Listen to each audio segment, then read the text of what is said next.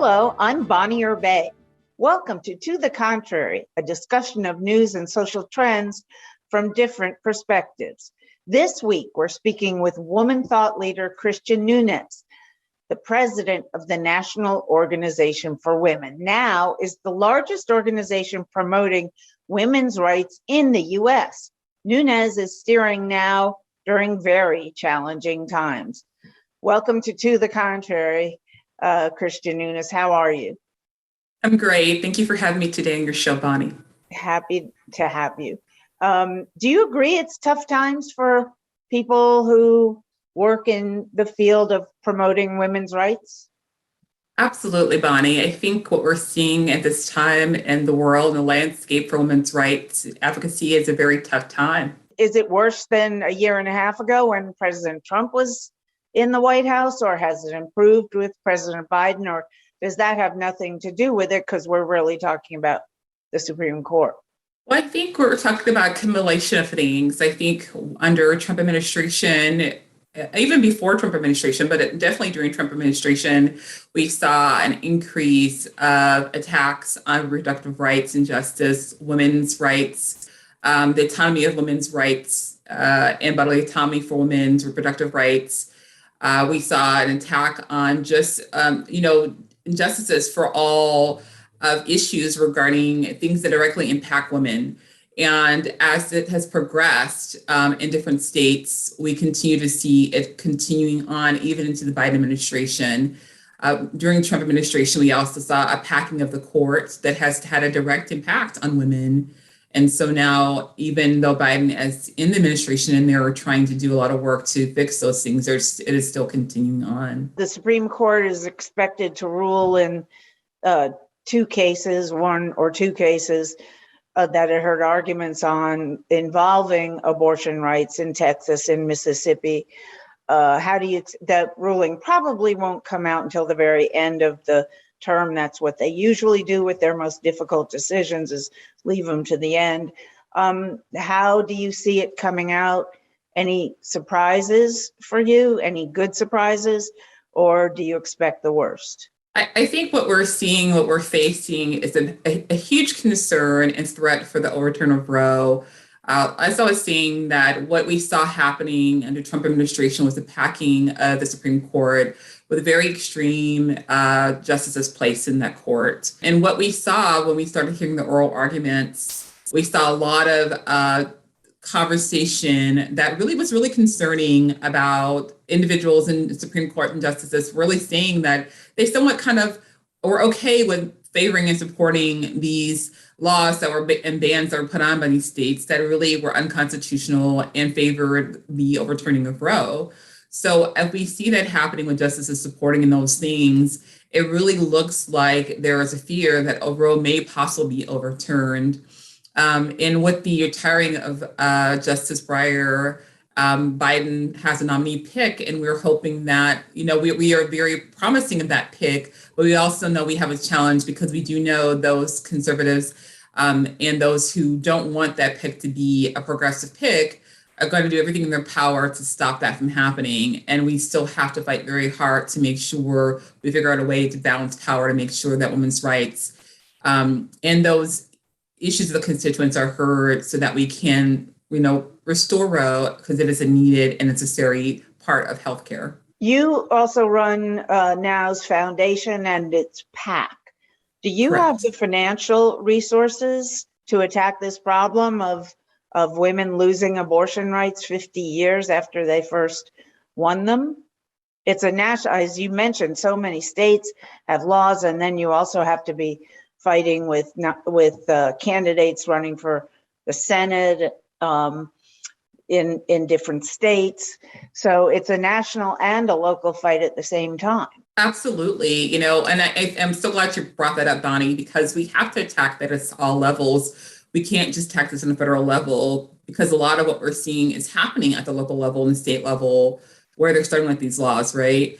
And so, of course, we always use more funding to help fight these issues because we are going to have to elect, feminist candidates and progressive candidates in the local level and the state level so that we can start on the grassroots level to make sure we have people in place that are going to support our issues and the issues that are going to be there for women's equality and advancing women's rights.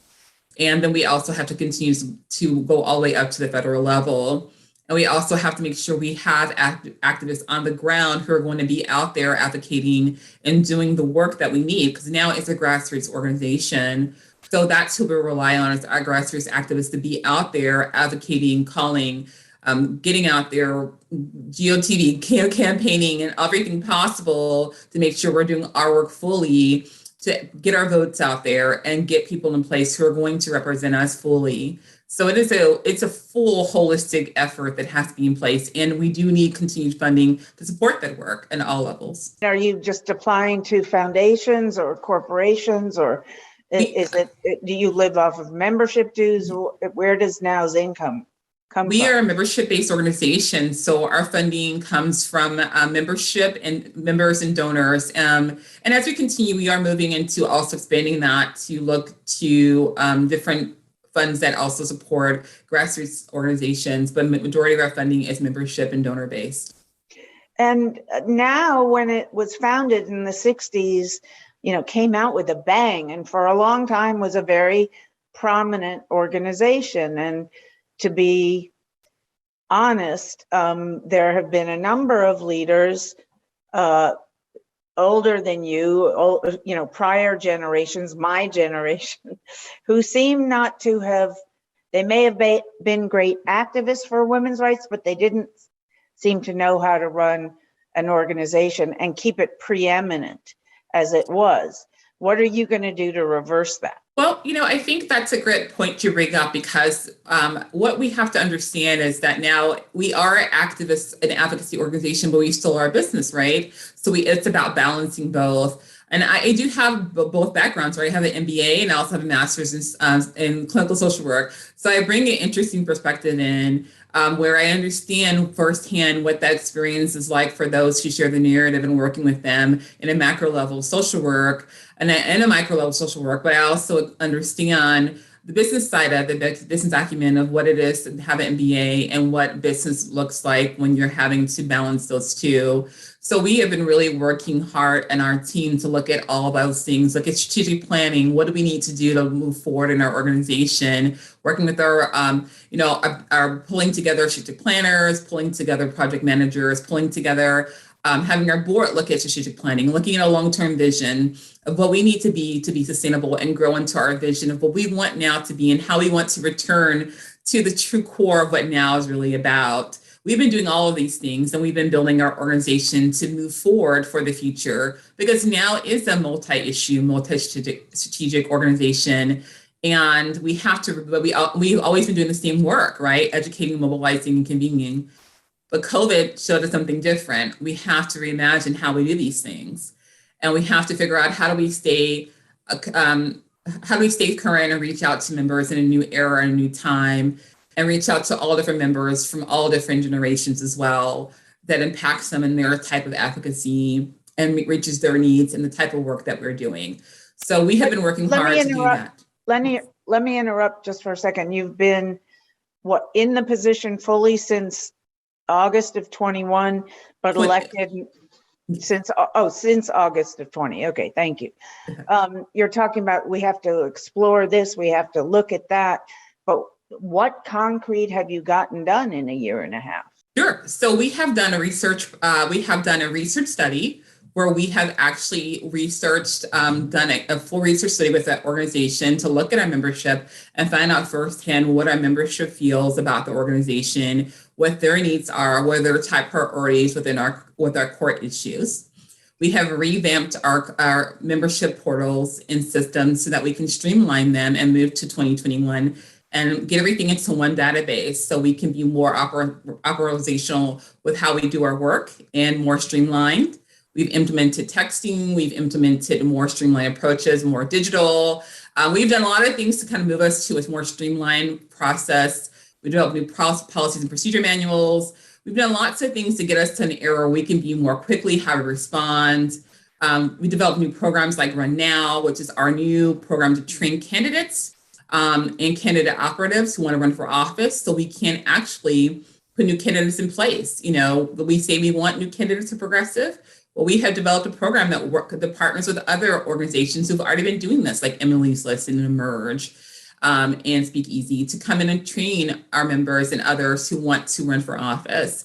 And also working on organizing and building out our organizers to be more trained in the model and the perspective that we believe how we want our organizers to be. And we've done a Level Up Now training where we're working to train our members to understand key components to be effective in their chapters, from fundraising to writing speech, campaign messaging, to understanding how to write press releases and op-eds, some major points that they need to know to be effective in their messaging things. So we're doing things to help our chapters build themselves out and be effective, as well as building things out to train organizers and candidates to put the people in place that we want, as well as just basic operational things for us to function fully as a national office. You were talking about your membership. Is your membership what you want it to be? Do you have young women? Do you have women of color? Is it diverse, or is it too white, or what is it?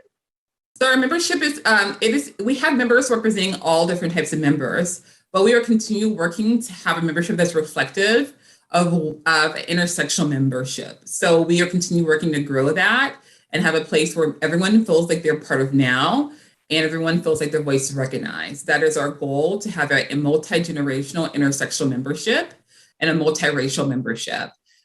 We feel like that's continued work that we have to continue doing.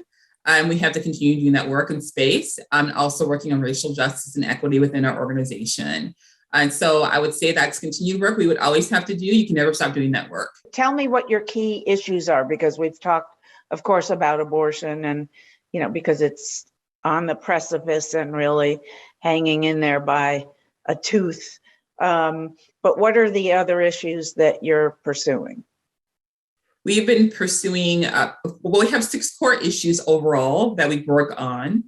So those issues are constitutional equality, reproductive rights, violence against women, economic justice, racial justice, and LGBTQIA issues. Those are our 6 core issues. What have been priorities for us are the things that we're seeing that have been most affecting our membership and women right now in the front lines because of COVID and just what's happening in the world, in the landscape. So we're seeing issues with voting rights and reproductive rights and economic justice. So what we've seen in the last year, those have been the major issues that really have been impacting women, and we've been doing a lot of work around those issues. I've seen very interesting new groups crop up.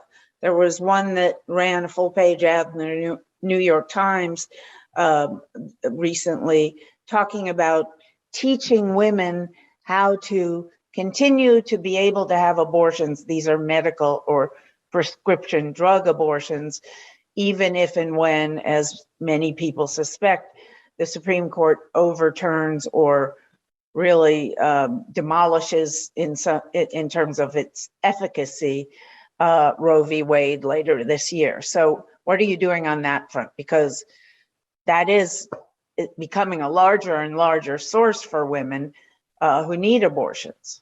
Personally, as a national organization, we are not doing anything to teach women those techniques or tactics. We are more a legislative advocacy-based organization. So our perspective comes from how do we help push legislation and push advocacy to make sure that women have those rights on that perspective. And so we are coming from that perspective as a national organization. Now, if chapters want to provide resources or refer to organizations that do that, they are still within their will to refer to those things. But from a national perspective, we're pushing legislation and making sure people call their senators, call their Congress members, put new action alerts, things like that, let them know about bills that are out. We're doing that from that perspective. And what are you doing legislatively? There's a belief among many women in the women's community, progressive women, that once the Supreme Court goes after Roe and disarms it or disables it, the next thing will be the ability to buy over-the-counter or prescription abortifacients and have them sent through the mail.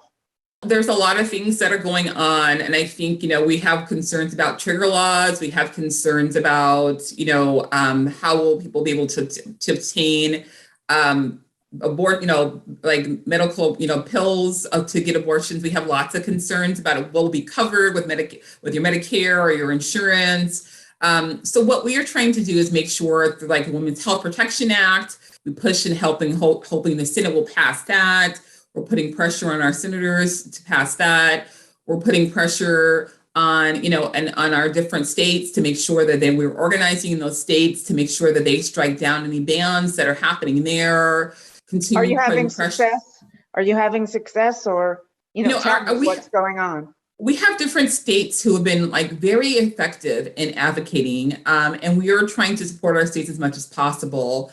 Right now, one of the big things I think we have to continue to put pressure on is the filibuster. I think one of the things that we hardly talk about when it comes to pushing through legislation that can be helpful, like the Women's Health Protection Act, is the filibuster, which has been a big barrier to a lot of our ability to pass through this really effective laws and acts that we need, the legislation that we need, because the filibuster is a very oppressive system that's been put in place for a very long time that continually stalls and holds up our ability to get major legislation passed and enacted. And right now, it gives the ability to one senator out of 100 to just block something by standing up on the floor and talking until people get sick of listening and the bill's killed. Right. And majority of time, those bills are bills that are directly impacting women, BIPOC community, LGBT community, persons in poverty, and disabled persons.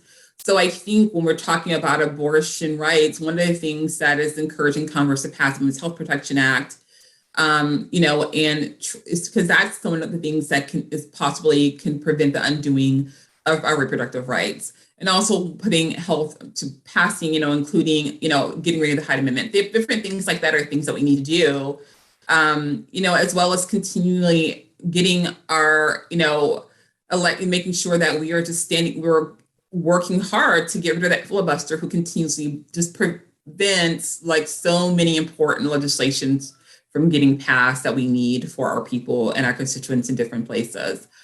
I think that's something we have to really think about. So on a national front, that's from the work that we're doing. And it seems like, how does that directly impact reproductive rights? But it does, because we have to look at how these things directly impact women. And they have a major impact on women in so many ways. They have an impact on, Family Medical Leave Act, that has a direct impact on women. So many things directly impact women and their ability to have medical leave and care. Do you use the term, and please explain it, trigger states? Sure. So a trigger laws. So currently there are 21 states that have trigger laws, and those trigger laws are laws regarding abortion bans, which means that if Roe versus Wade is overturned, those 21 states will immediately have abortion bans that can go into effect. There are laws that immediately will take place that will cause abortion bans based off of Roe versus Wade being overturned. What if the Supreme Court just does something like saying, okay, abortion's up to 15 weeks, which of course, many women don't even know they're pregnant by then. And in fact, when you get an abortion, they make you wait until you're at least 6 or 8 weeks pregnant before they will do the procedure, because they're not sure when they go in to the womb that they get everything out of there, including leftover tissue that could get infected and kill the woman.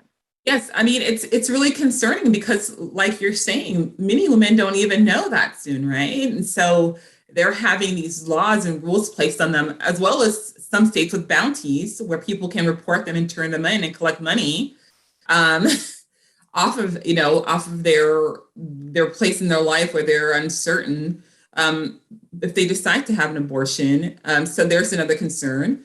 Let me back up for a second, because I want to ask a specific question about the trigger laws. Mm-hmm. If the Supreme Court keeps a ban after 15 weeks, but keeps Roe in place, those states will have to do what? Because they didn't throw out Roe versus Wade. And lots of people think they want to come as close as possible to throwing it out without throwing it out, because they don't want to start, they don't want to trigger the massive reaction that they fear from the majority of women in the country who support abortion rights. They don't want to see them out in the streets protesting and have it become a really good issue for the Democrats to campaign on. So some states just have restrictions. So not every state will have a ban, but some states will just have restrictions that are so extreme, it will make it very difficult for women to even be in a position to have it.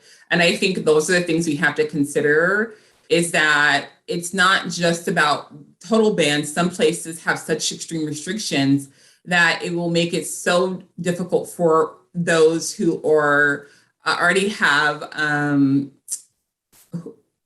affected by law. So basically those who are only privileged and have money will be able to be the ones who can still get abortions. So it's still used as a weapon of oppression and control. Because if only the people who have money and privilege will be able to get around those restrictions, then it still is a problem, and it still is directly a weapon of oppression and control. So and there are 21, but if the Supreme Court, this was my question before, if it keeps Roe in place, those trigger laws don't take effect because it hasn't banned all abortions, correct? Correct. Okay, so what do you do then? You start going after whatever restrictive laws there are state by state? I think that's important, right? I think it's important then that we continue to advocate and start going to those states that still have those laws and continue to work toward making sure that we go to each state and fight those restrictive laws. It's still a problem. And women have the right to have bodily autonomy. And that's just, they have right to bodily autonomy. So even if those trigger laws are not in place, Roe is kept in place, we still have work to do. And what's the most important work, most pressing work you need to be getting done, you believe, on the LGBTQI front? I think it's the Equality Act. I think it's the fact that they should be included, and they should have right to be protected in the Discrimination Clause and Civil Rights Act. And so the Equality Act is very important for the LGBTQI front for me. I think that's something that's really important.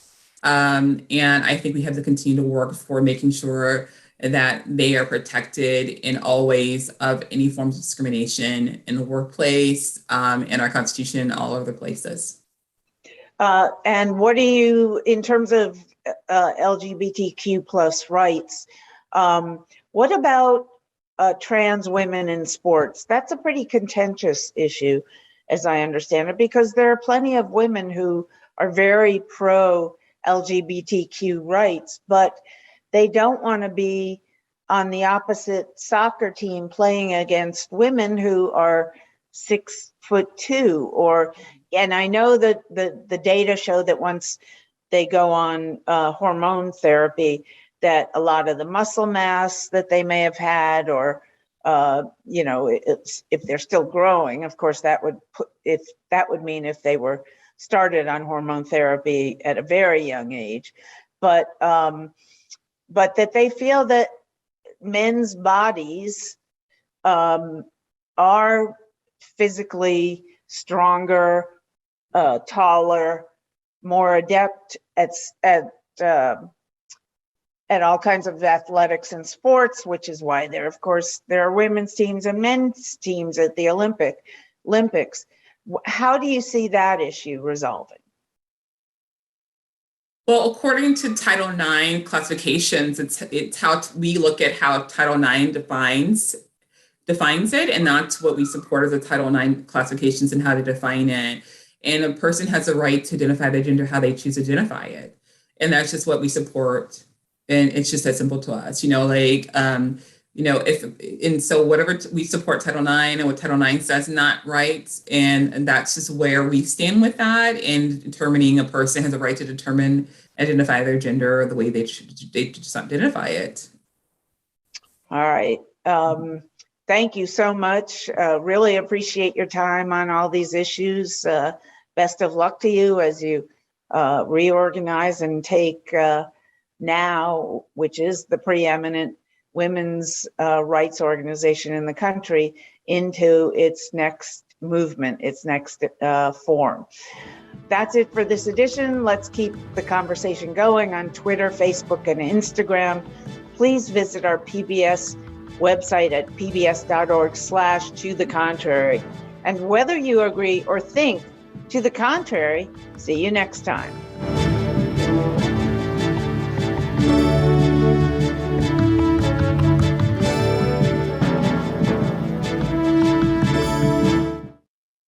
Funding for To the Contrary provided by the E. Rhodes and Leona B. Carpenter Foundation, the Colcom Foundation, and the Charles A. Freoff Foundation. For a transcript or to see an online version of this episode of To the Contrary, please visit our PBS website at pbs.org/To the Contrary. Be more. PBS.